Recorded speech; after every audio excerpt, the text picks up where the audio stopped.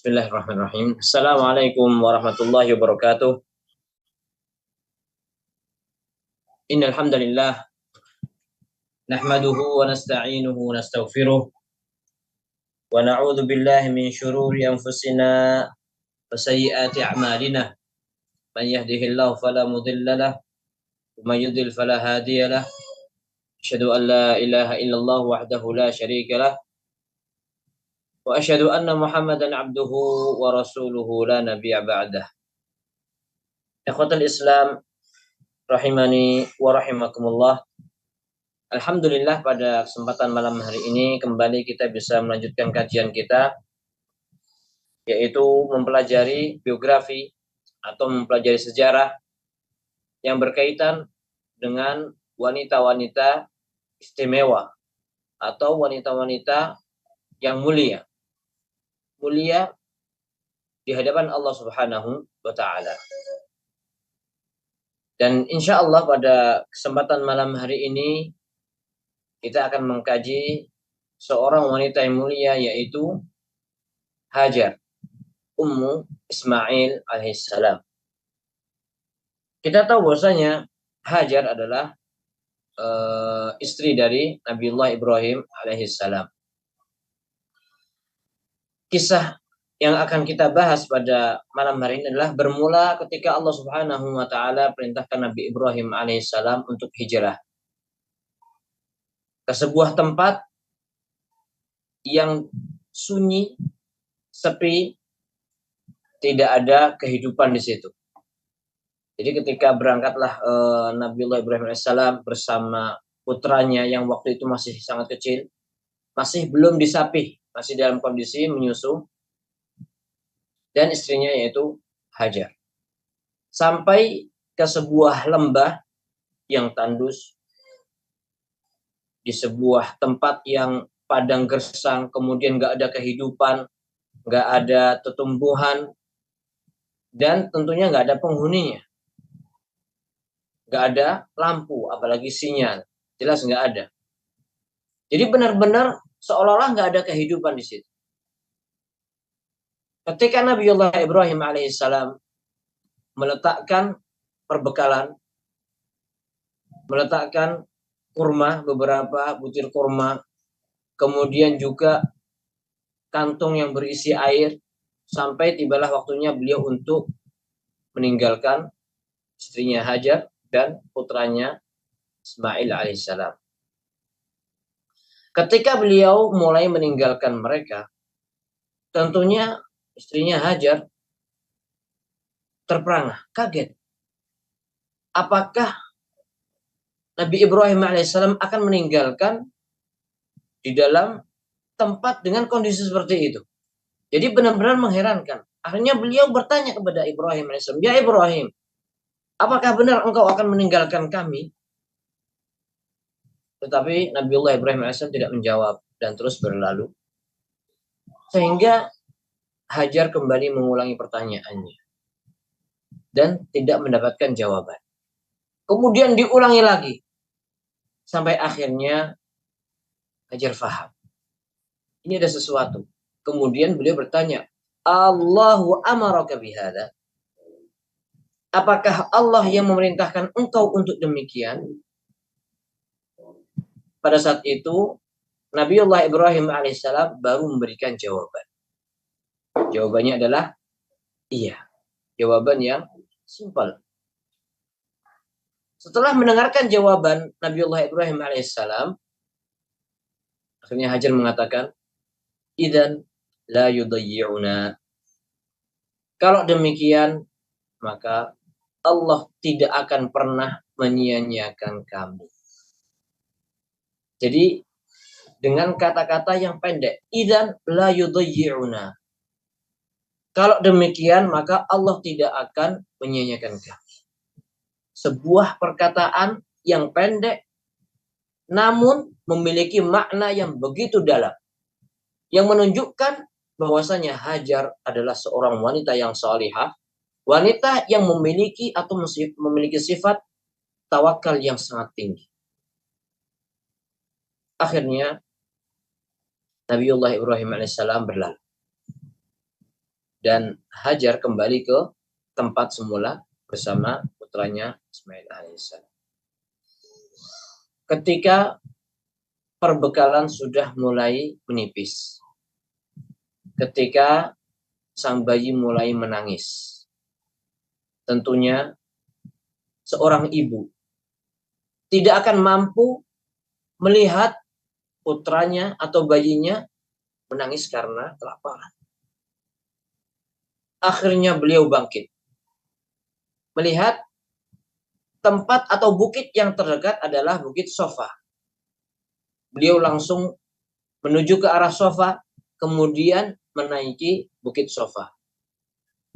Setelah itu beliau meletakkan kedua tangannya di depan keningnya untuk menghalau sinar matahari yang menyilaukan saat itu, kemudian menebar pandangan ke seluruh penjuru dengan harapan beliau melihat seseorang atau melihat ada sekelompok manusia yang bisa memberikan bantuan atau memberikan manfaat untuk dirinya dan putranya. Namun ternyata tidak ada sesuatu yang ditangkap oleh pandangan beliau. Akhirnya beliau turun menuju ke arah yang lain, yaitu Bukit Marwah, dan melakukan hal yang sama. Sampai di atas, kemudian beliau meletakkan kedua tangannya, kemudian melihat ke seluruh penjuru dengan harapan yang sama, yaitu mendapatkan bantuan. Mengharapkan ada sesuatu yang bisa memberikan manfaat untuk beliau, untuk dirinya dan putranya. Tetapi hasilnya pun sama. Tidak ada sesuatu yang bisa memberikan manfaat. Akhirnya beliau kembali turun. Sesekali beliau menjenguk bayinya, masih dalam kondisi menangis. Akhirnya beliau bangkit lagi. Kemudian terus berlari-lari kecil menuju ke Bukit Sofa. Melakukan hal yang sama sampai akhirnya sampai ke putaran yang ketujuh. Ketujuh itu maksudnya adalah dari Sofa ke Marwah dihitung 1, ya. Kemudian dari Marwah ke Sofa 2. Jadi bukan dari Sofa ke Marwah kemudian balik lagi ke Sofa dihitung 1, tidak. Sampai kepada putaran yang ketujuh, beliau seolah-olah mendengar sesuatu. Mendengar sesuatu yang berarah, yang bersumber dari bayinya. Akhirnya beliau berusaha untuk memastikan ada sesuatu. Akhirnya beliau mendatangi di tempat bayinya. Sampai akhirnya disitulah muncul sumber mata air yang kita kenal dengan Zam-Zam. Sebuah mata air yang istimewa, yang airnya merupakan air yang paling baik seluruh dunia dari zaman itu sampai hari ini. Air yang penuh dengan keberkahan. Itulah sekelumit atau sepenggal kisah tentang Ibunda Hajar, Ummu Ismail alaihissalam.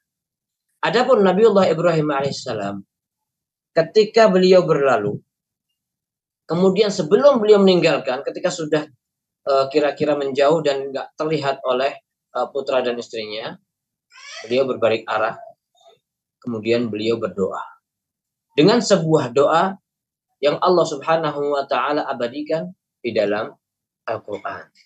Allah Subhanahu wa taala berfirman, a'udzubillahi minasyaitonir rajim.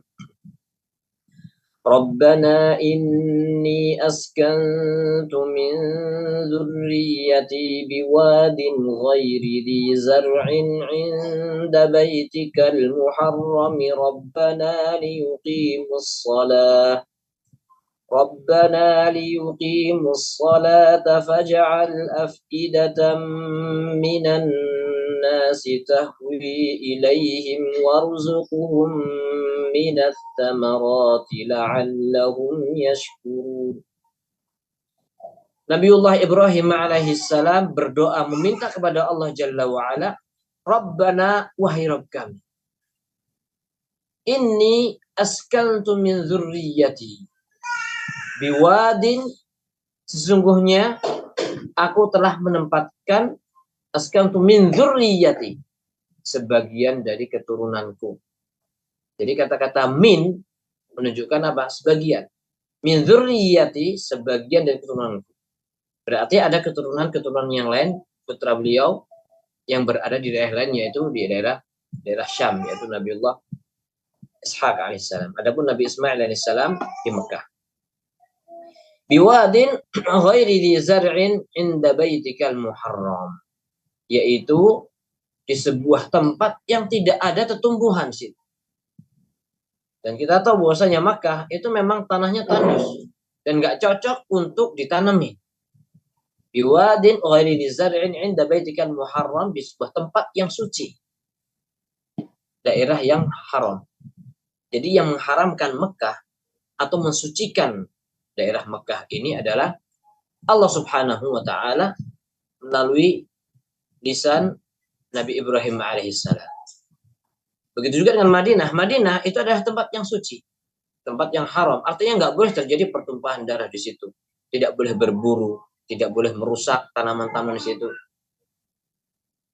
Madinah juga tempat yang haram, haram madani atau tempat yang suci. Yang mengharamkan adalah Allah Subhanahu wa taala melalui lisan Rasulullah sallallahu alaihi wasallam. Dan orang-orang Arab itu sangat menghormati tempat ini. Bahkan mereka ketika melihat seseorang yang telah membunuh keluarganya dan dia punya dendam, ketika melihat di tanah haram atau di haram Makkah tadi, maka orang ini tidak akan membalas dendam membunuh selama mereka masih berada di tanah yang suci.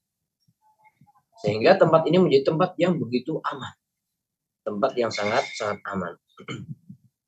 Kemudian Rabbana liyuqimus shalah, wahai Rabb kami, supaya mereka bisa menegakkan salat. Ini doa Nabiullah Ibrahim alaihissalam. Dari sini kita bisa memahami bahwasanya syariat salat itu merupakan syariat umat yang terdahulu juga. Meskipun wallahu a'lam salatnya bagaimana. Begitu juga dengan puasa. Umat-umat terdahulu mereka juga berpuasa. Hanya saja puasanya berbeda. Jadi kalau kita berbicara tentang furu', tentang cabang-cabang syariat memang berbeda-beda. Tetapi inti ajaran para nabi itu adalah sama. Yaitu mengesahkan Allah Subhanahu wa ta'ala. Kemudian kita tahu bahwasanya sholat itu adalah amalan yang paling penting. Jika sholat seseorang baik, maka seluruh amalan menjadi baik. Dan inilah yang pertama kali akan dihisab oleh Allah Subhanahu wa taala hari kiamat nanti. Awwalu ma yuhasabu bil 'abdi yaumil qiyamah as-shalah. Pertama kali yang akan dihisab oleh Allah Azza wa Jalla hari kiamat nanti adalah salatnya. Makanya kita diperintahkan untuk benar-benar menegakkan salat, karena salat itu adalah tiangnya agama. Jika seorang tidak menegakkan salat, hanya sekedar melakukan salat, atau bahkan seorang sholatnya bolong-bolong, atau bahkan nggak sholat sama sekali, berarti dia telah menghancurkan agama di dalam dirinya.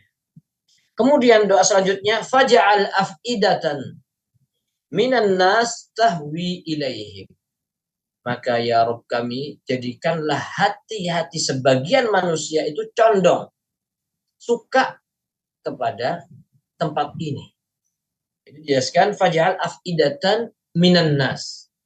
Hati-hati sebagian manusia, ya Allah jadikanlah hati-hati sebagian manusia itu condong ke tempat ini. Jadi bukan af'idatan nas, tetapi af'idatan minan nas. Hati sebagian manusia, bukan hati seluruh manusia, tidak. Sebagian ahli tafsir menjelaskan seandainya doa itu adalah untuk seluruh hati manusia, bukan sebagian manusia, maka tempat ini akan sesak penuh dengan orang-orang Yahudi, Nasrani, Majusi, orang-orang selain kaum muslimin juga mereka akan berdatangan.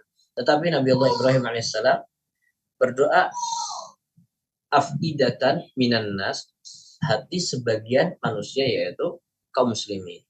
Dan tentunya kita dapatkan bahwa memang kaum muslimin merindukan ke tempat ini, sangat rindu sekali, baik itu dengan ibadah haji maupun umroh. Mereka yang sudah pernah berkunjung ingin kembali, yang belum pernah ke sana pun juga ingin mengunjungi. Seperti itu. Kemudian terakhir, warzuqhum minas samarati, la'allahum yashkurun. Dan berilah rizki kepada mereka dengan buah-buahan supaya mereka bisa bersyukur, supaya bisa menjalankan ketaatan, bisa menegakkan sholat kepadamu, wahai Rabb.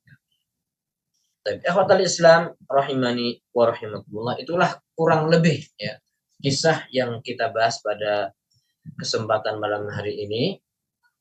Tentunya dari kisah yang pendek tadi kita bisa mengambil beberapa pelajaran. Di antara pelajaran yang bisa kita ambil dari kisah tadi adalah yang pertama, keteladanan dari seorang wanita yang solehah yang bernama Hajar tadi di dalam hal tawakal, bersandar kepada Allah Subhanahu wa ta'ala. Ketika beliau mengatakan idzan la yudayyi'una, kemudian sudah terdiam, tidak kemudian bertanya kembali, wahai Ibrahim, kenapa kami tinggalkan lagi, kenapa kamu kapan akan datang sih? Tidak. Dia hanya mengatakan idzan la yudayyi'una. Kalau memang benar ini adalah perintah dari Allah Subhanahu wa taala, maka Allah tidak akan menyia-nyiakan kamu. Ini pelajaran penting bagi kita semua, bagi kaum muslimin. Sebagian di antara kaum muslimin ada di antara mereka yang masih takut untuk meninggalkan hal-hal yang haram, untuk meninggalkan hal-hal yang berbau riba. Kenapa takut? Karena takut gak dapat rezeki, takut gak bisa makan. Padahal Allah Subhanahu wa ta'ala sudah menjamin bahwasanya orang yang bertawakal kepada Allah maka cukup. Allah akan mencukupi. Allah Subhanahu wa ta'ala yang menciptakan manusia, Allahul ladzi khalaqakum tsumma razaqakum. Kemudian Allah yang akan menjamin rizkinya. Tsumma yumitukum tsumma yuhyikum. Allah yang akan mematikan seluruh manusia dan Allah akan menghidupkan kembali. Ketika seorang anak masih kecil, belum bisa cari duit, belum bisa cari nafkah, Allah Subhanahu wa ta'ala siapkan orang-orang yang akan menjadi perantara rezeki seorang anak. Bahkan ketika bayi nggak bisa makan, Allah sediakan orang yang bisa menyuapi. Apakah ketika sudah besar, ketika sudah memiliki kemampuan untuk mencari nafkah sendiri, kemudian takut nggak dapat jatah rizki dari Allah, sehingga tidak memperhatikan hal yang halal dan yang haram? Ini tentunya menjadi bahan renungan bagi setiap kaum muslimin. Seorang wanita salihah, Hajar, tinggal sendirian bersama putranya yang masih bayi. Tapi beliau memiliki ketawakalan yang sangat tinggi. Dan kalau kita perhatikan, cerita-cerita tentang tawakal ini sangat banyak sekali. Di antaranya adalah kisah Nabi Ibrahim alaihissalam yang sedang kita bahas pada kesempatan malam hari ini. Ketika beliau bertauhid, mengesahkan Allah Azza wa Jalla, kemudian dimusuhi oleh orang-orang sekelilingnya, bahkan sampai dilempar ke dalam kobaran api, dibakar dengan sengaja. Beliau nggak ada yang bisa menolong di kalangan manusia, beliau sendirian. Ketika dilempar, beliau mengatakan hasbunallahu wa ni'mal wakil. Cukup Allah sebagai pelindung. Akhirnya Allah selamatkan beliau. Kemudian juga Rasulullah Sallallahu Alaihi Wasallam dan para sahabat ketika usai perang Uhud, ketika kaum muslimin dilanda dengan musibah, ada di antara mereka yang terbunuh. Kemudian kondisi kaum muslimin dalam kondisi yang benar-benar capek habis peperangan. Ada di antara mereka yang terluka, ada yang luka parah, ada yang sampai jari-jarinya terputus. Dalam kondisi yang begitu sangat capek sekali, sakit seperti itu, tiba-tiba terdengar bahwasanya pasukan Mekah ingin kembali ke Madinah dan ingin menghancurkan sampai habis. Ingin menyerang kota Madinah. Pada saat itu Rasulullah SAW mengatakan hasbunallahu wa ni'mal. Cukup Allah sebagai pelindung. Jadi memang kita sebagai seorang muslim berusaha untuk bertawakal kepada Allah Subhanahu wa ta'ala. Banyak sekali dalil-dalil yang menjelaskan bahwasanya Allah Subhanahu wa ta'ala menjamin bagi mereka orang-orang yang bertawakal. terutama dalam masalah rizki ya. Sebagian orang takut dalam masalah rizki, padahal dalam sebuah hadis Rasulullah Shallallahu Alaihi Wasallam bersabda, "Lau annakum tatawakkaluna 'ala Allahi haqqa tawakkuli, la razaqakumullahu kama yarzuqut tayr taghdu khimasan wa taruhu bitana." Seandainya kalian bertawakal kepada Allah Subhanahu wa taala dengan sebenar-benarnya, dengan sebenar-benar tawakal, maka Allah Subhanahu wa taala akan memberikan rezeki kepada kalian seperti memberi rezeki kepada seekor burung. Burung keluar dari sangkarnya di pagi hari, dari tempat dia di pagi hari dalam kondisi lapar, dan ketika sore hari dia kembali ke sangkarnya dalam kondisi kenyang. Jadi memang rezeki itu sudah diatur oleh Allah Subhanahu wa taala. Jangan sampai kita khawatir, saking khawatirnya akhirnya nggak bisa membedakan mana yang halal dan mana yang haram. Allah sudah tentukan jalannya. Ini jalan yang baik, ini jalan yang buruk.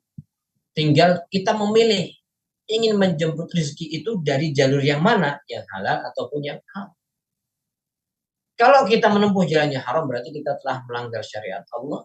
Ketika kita mencari yang halal berarti kita berada dalam jalan yang benar, jalan mencari ridha Allah Subhanahu wa taala.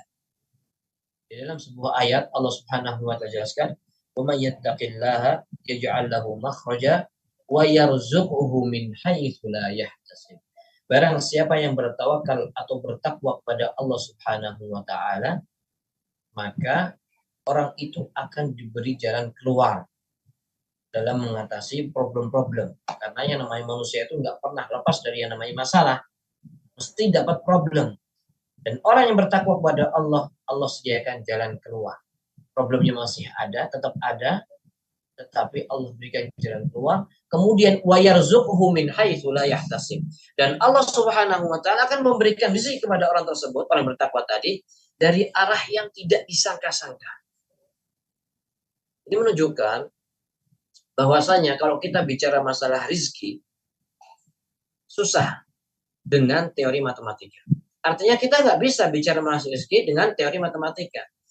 Matematika itu ilmu pasti. 1 tambah 1 sama dengan 2. 2 tambah 2 sama dengan 4. Tetapi rezeki itu di tangan Allah Azza wa Jalla. Allah memberikan kepada siapa yang dikehendaki sesuai dengan hikmah dan kebijaksanaan. Ketika seorang bertakwa, maka Allah Maha mampu untuk memberikan kemudahan dalam kehidupan dia dan memberikan rezeki dari arah yang tidak disangka-sangka. Jadi rumusnya adalah takwa untuk mendapatkan kemudahan dan mendapatkan rezeki dari Allah Subhanahu wa ta'ala. Terkadang seorang berpikir ketika gaji yang didapat sekian, jumlah anak sekian. Nanti kalau tambah anak, gaji ini khawatirnya nggak cukup misalkan. Sebagian orang berpikir seperti itu. Padahal kita tahu bahwasanya setiap anak itu akan membawa rezekinya sendiri. Ada jatah rezekinya sendiri. Dan orang tua hanya menjadi perantara. Dan kita sebagai manusia hanya berusaha. Dan Allah Subhanahu wa ta'ala Maha Kaya, ketika melihat hambanya bertakwa, Allah akan memberikan rezeki dari arah yang tidak sangka-sangka, dan kekayaan Allah pun tidak berkurang sedikit pun. Baik. Ikhwatal Islam rahimani wa rahimakum. Kemudian di antara pelajaran yang bisa kita ambil dari kisah Ummu Ismail atau Hajar alaihissalam adalah tawakal yang benar itu adalah tawakal yang tidak menafikan usaha atau tidak menafikan hukum sebab akibat. Artinya ketika seorang itu bertawakal kepada Allah Azza wa Jalla berarti dia juga harus berusaha. Jadi bertawakal itu bukan hanya sekedar pasrah tanpa usaha, tidak. Tetapi juga harus berusaha. Hajar alaihissalam ketika melihat perbekalan sudah mulai menipis, sudah mulai habis, akhirnya beliau bangkit. Kemudian lari ke arah Bukit Sofa, kemudian berpindah ke Marwah, diulangi sampai 7 kali. Itu semua menunjukkan bahwasanya tawakal itu harus disertai dengan usaha. Dan kalau kita perhatikan juga kehidupan Rasulullah Shallallahu Alaihi Wasallam dan para sahabat secara umum, mereka adalah orang-orang yang bertawakal kepada Allah Subhanahu Wa Taala. Mereka adalah orang-orang yang memiliki tawakal yang sangat tinggi kepada Allah Subhanahu Wa Taala. Namun kalau kita pelajari sirah, sejarah mereka, kita akan mendapatkan bahwasanya mereka adalah orang-orang yang berusaha. Rasulullah SAW berjual beli. Para sahabat dari golongan Ansar, mereka bercocok tanah, berkebun, bertani. Karena itulah profesi mereka. Adapun kaum muhajirin, mereka berjual beli. Jadi bukan hanya sekedar menunggu langit menurunkan hujan duit. Tidak, mereka berusaha. Ketika mereka berperang misalkan, Rasulullah Shallallahu Alaihi Wasallam dan para sahabat, ketika pergi ke Uhud misalkan, kejadian perang Uhud, mereka berusaha. Di antaranya adalah membawa senjata, bukan hanya sekedar datang kemudian setor nyawa. Tidak, mereka datang, mereka berusaha mengatur strategi, diatur. Misalkan sahabat sebagian ditempatkan 50 pemanah di atas bukit Rumat, kemudian mengambil posisi yang sempit. Sebelah kanan mereka adalah bukit Uhud, sebelah kiri mereka adalah bukit Rumat yang sudah dijaga oleh 50 pemanah misalkan. Ini merupakan bentuk usaha. Jadi mereka paham bahwasanya Allah Subhanahu Wa Taala maha mampu untuk menurunkan pertolongan. Bahkan Allah mampu untuk menghancurkan orang-orang kafir tanpa harus perang. Tetapi tetap yang namanya hukum sebab akibat itu berlaku dalam kehidupan, sehingga Rasulullah SAW dan para sahabat mereka pergi berjihad, mereka mengatur strategi, mereka membawa senjata. Ini semua menunjukkan bahwasanya hukum sebab akibat itu berlaku. Setelah seorang berusaha, maka baru pada saat itu mereka bertawakal kepada Allah Subhanahu Wa Taala. Pelajaran bagi kita semua adalah ketika kita menginginkan kesuksesan, ketika kita ingin mendapatkan keselamatan di dunia maupun akhirat, maka kita harus berusaha. Orang pengen pintar, belajar. Pengen dapat uang, bekerja. Jadi setiap orang ketika ingin selamat, maka dia harus menempuh jalan keselamatan. Misalkan ketika ada kereta api melintas, ya kita berhenti. Jangan kemudian terobos. Jangan kemudian mengatakan bahwasanya kematian itu sudah takdir Allah, sudah ada yang ngatur, mati nggak mati, yang penting kita tawakal. Tidak seperti itu. Ketika misalkan sebagian ummahat, sebagian ibu-ibu keluar naik motor, pakai jilbab, misalkan jilbabnya besar, nah itu juga perlu diperhatikan. Bagaimana jangan sampai jilbab itu menjulur kemudian masuk ke jeruji, ke roda, yang mengakibatkan terjadinya kecelakaan. Sudah ada kejadian seperti itu, cukuplah kejadian yang ada itu menjadi pelajaran bagi kita semua. Nggak harus jadi korban dulu. Ini merupakan salah satu bentuk kehati-hatian ketika naik kendaraan. Perhatikan, mau belok kanan, mesennya ke kanan, jangan ngesen ke kiri, belok ke kanan. Atau menyembunyikan niat dalam hati, cukup saya aja yang tahu misalkan, hanya nggak ngesen tiba-tiba belok, berbahaya. Nah, ini urusan dunia, kita perlu perhatian terhadap yang namanya keselamatan. Tentunya keselamatan akhirat lebih jauh penting untuk kita perhatikan. Kita pengen selamat di hari akhirat, maka kita harus menempuh jalan keselamatan, yaitu jalan mereka orang-orang yang diberi nikmat oleh Allah Subhanahu Wa Taala minal anbiya was-siddiqin wasyuhada was-salihin. Jalannya para nabi, jalannya para syuhada, orang-orang yang memiliki kejujuran dan keimanan yang tinggi, dan mereka para orang-orang yang saleh. Jangan melewati jalan orang-orang Yahudi dan orang-orang Nasrani yang disifati dengan apa?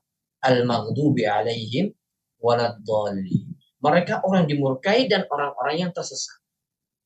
Mereka dimurkai kenapa?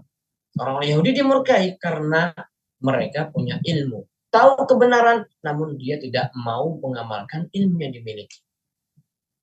Adapun orang-orang yang tersesat adalah mereka orang-orang Nasrani yang mereka rajin beramal, tetapi mereka beramal tanpa ilmu. Dan kita sebagai kaum muslimin, ketika ingin mendapatkan keselamatan, maka kita berusaha untuk menempuh jalan yang dilalui oleh mereka orang-orang yang sudah sukses. Dengan cara belajar. Setelah kita belajar, maka kita beramal. Sehingga ilmu tadi berbuahkan amal. Dan amalnya pun berlandaskan ilmu. Inilah jalan keselamatan yang harus kita perhatikan. Ismail, kita bahas adalah Allah wahai ayah orang yang salah. Allah wahai ayah orang yang sabrinya Hajar dan putra hanya anak. Gabah di dalam diri kehidupan itu adalah tiga. Kurang lebih sabar dan takdir. Ini juga merupakan cobaan seperti terjadi. Ini juga merupakan cobaan seperti terjadinya musibah. Kita alaihi salam adalah dalam luar biasa. Surga itu tidak musil atallahi ghaliyah. Ghaliyah itu maksudnya adalah mahal. Apa itu? Ala inna silatallahi jannah. Silatullah itu maksudnya adalah surga tadi. Silatullahi jannah. Jadi seorang ini mendapatkan sesuatu bersabar. Ketika seorang ini mendapatkan sesuatu bersabar. Ketika seorang menuju surga ini dipenuhi dengan menyenangkan. Dia harus melawan, berjuang, melawan hawa nafsu. Dan kalau kita perhatikan kehidupan salafus saleh, mereka adalah orang-orang yang bersabar untuk mendapatkan ridha Allah Subhanahu wa taala, untuk mendapatkan surga. Di antara mereka ada yang menuntut ilmu, belajar, kemudian berbulan-bulan menjalani. Di antara mereka yang menggunakan hartanya, ada yang menggunakan dan raganya. Semua itu mereka lakukan untuk apa? Untuk mendapatkan ridha Allah Subhanahu wa taala dan untuk mendapatkan surga. Allah Subhanahu wa taala berfirman, "Wa fi dzalika falyatanafasil mutanafisun." Dan untuk yang demikian itu maksudnya adalah untuk mendapatkan surga. Jadi ketika Allah menjelaskan tentang kenikmatan surga, Allah berfirman, "Wa fi dzalika falyatanafasil mutanafisun." Dan untuk yang demikian itu, untuk mendapatkan surga, untuk mendapatkan kenikmatan yang Allah jelaskan pada ayat sebelumnya, falyatanafasil mutanafisun. Maka berlomba-lombalah tanafus untuk mendapatkan surga. Jadi perlu yang namanya kesabaran. Kemudian dari kemaksiatan seorang pun juga harus bersabar. Bersabar meninggalkan kemaksiatan. Karena neraka itu, jalan menuju neraka dipenuhi dengan syahwat. Dan hawa nafsu ini akan menarik kita semua untuk menjerumuskan ke dalam kejelekan. Sehingga di dalam hidup ini kita berusaha untuk berada di jalan kebenaran. Dan jalan menuju neraka itu dipenuhi dengan syahwat, ditambah lagi setan nggak pernah diam berusaha untuk memperindah jalan menuju neraka tadi. Sehingga ketika seorang berusaha untuk menghindari dari larangan-larangan Allah Subhanahu wa taala, untuk menghindari kemaksiatan, dibutuhkan yang namanya kesabaran. Dan kesabaran yang terakhir, jenis yang terakhir adalah kesabaran menghadapi takdir. Kita tahu bahwasanya hidup ini tidak pernah lepas dari yang namanya masalah. Ada masalah yang besar sehingga membuat seorang benar-benar terjerumus ke dalam kebinasaan. Terlalu capek memikirkan masalah problem itu sampai akhirnya nggak kuat, sampai terjerumus ke dalam kebinasaan. Yaitu apa? Bunuh diri dan sebagainya. Padahal Allah Subhanahu wa taala tidak akan membebani seseorang di luar batas kemampuan. Seperti yang sudah kita bahas pada pertemuan yang lalu. Kuncinya atau rumusnya di dalam masalah takdir, di dalam masalah cobaan kehidupan ini adalah inna ma'al usri yusra. Inna ma'al usri yusra. Allah jelaskan bahwasanya bersama kesusahan itu ada kemudahan.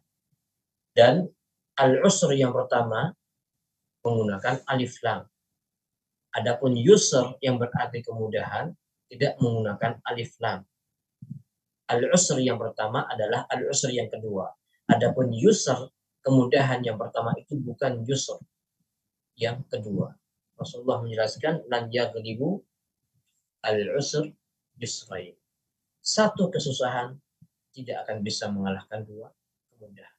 Sehingga seorang berusaha untuk bersabar dalam menjalani ketaatan, kemudian meninggalkan kemaksiatan, dan yakin di dalam menjalani kehidupan ini, baik itu menghadapi takdir yang tidak menyenangkan ataupun takdir yang menyenangkan, semua itu dari Allah Subhanahu wa taala, semua itu tidak pernah lepas dari kebijaksanaan Allah Subhanahu wa taala.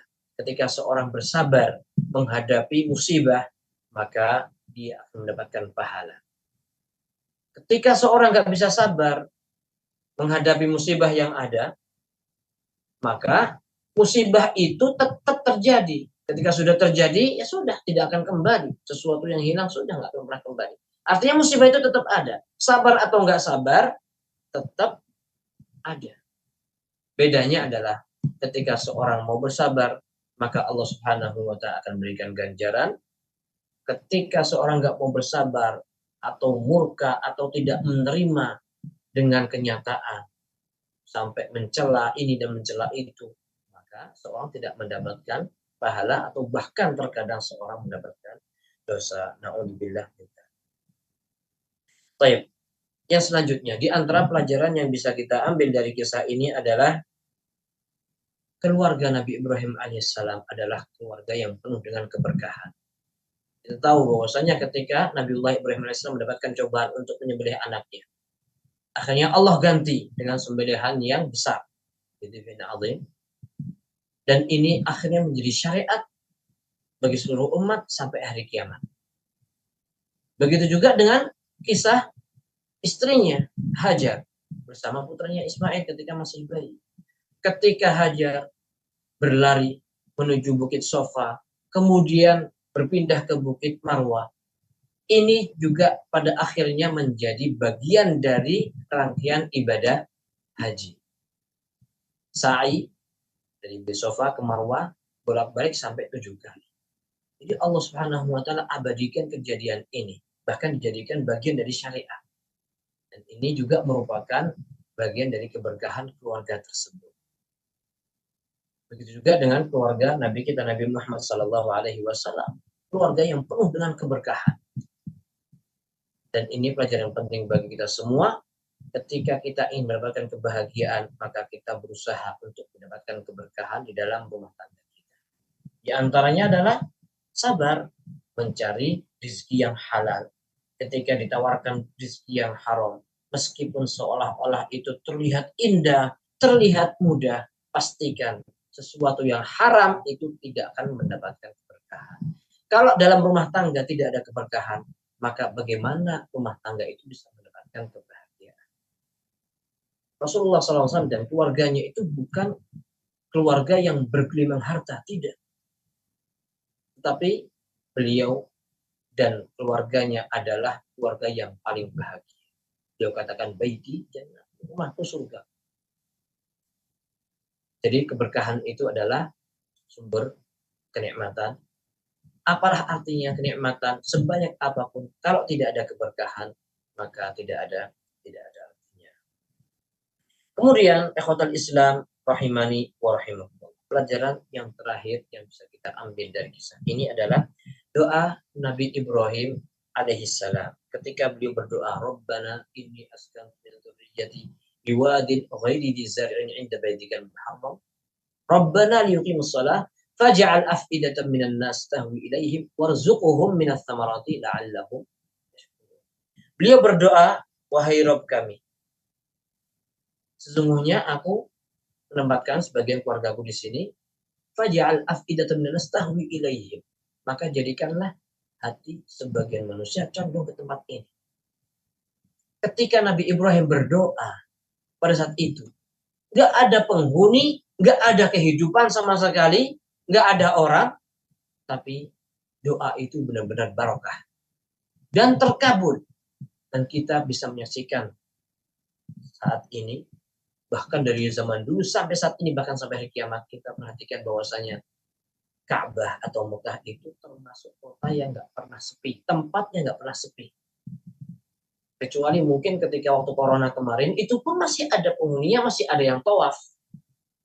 Jadi benar-benar barokah. Waktu itu nggak ada penghuni sama sekali, Nabiullah Ibrahim AS berdoa dan doanya dikabulkan, dan sekarang menjadi tempat yang penuh dan dicintai oleh setiap orang. Orang pengen, condong hatinya ingin mengunjungi tempat suci tersebut.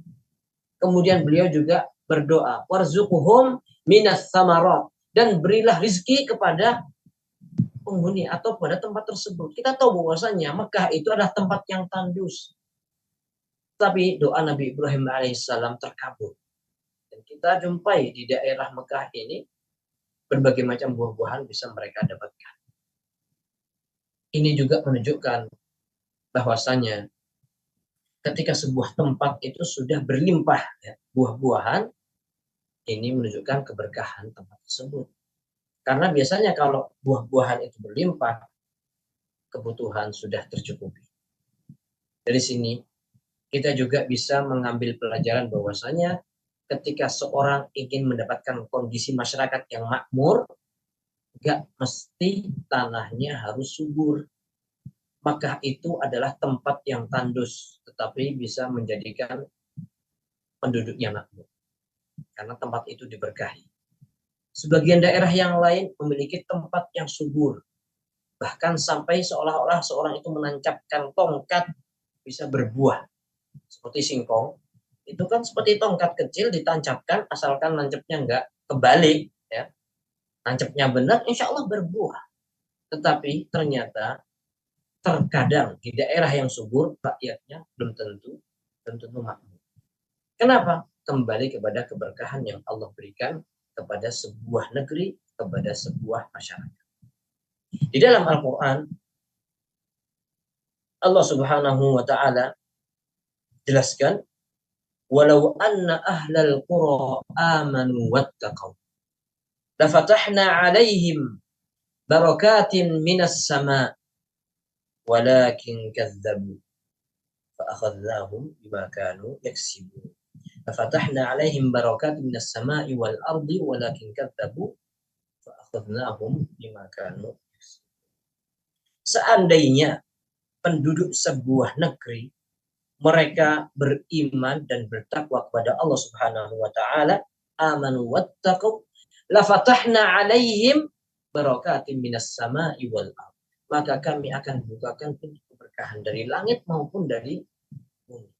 Walakin kadzabu fa akhadnahum bima kanu yaksibun. Akan tetapi ketika mereka mendustakan, enggak mau beriman, maka Allah Subhanahu wa Ta'ala menurunkan hukuman disebabkan apa yang mereka perbuat. Tentunya ini semua menjadi bahan renungan bagi kita semua.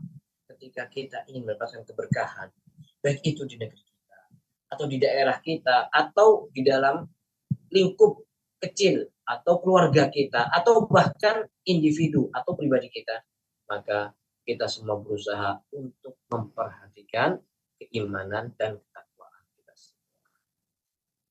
Ikhwatal Islam rahimani wa rahimakumullah. Inilah pelajaran yang bisa kita bahas pada kesempatan malam hari ini. Mudah-mudahan bermanfaat bagi kita semua. Wallahu a'lam. Wassallallahu ala nabiyina Muhammad wa akhiru da'wana alhamdulillahi rabbil alamin.